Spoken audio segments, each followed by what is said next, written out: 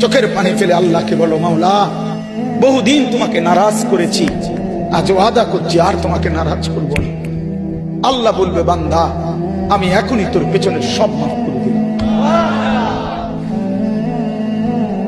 আল্লাহ বলে, বান্দা তুমি যদি রাত্রে আসো আমি রাত্রেই আসবো, তুমি যদি দিনে আসো আমি দিনেই আসবো।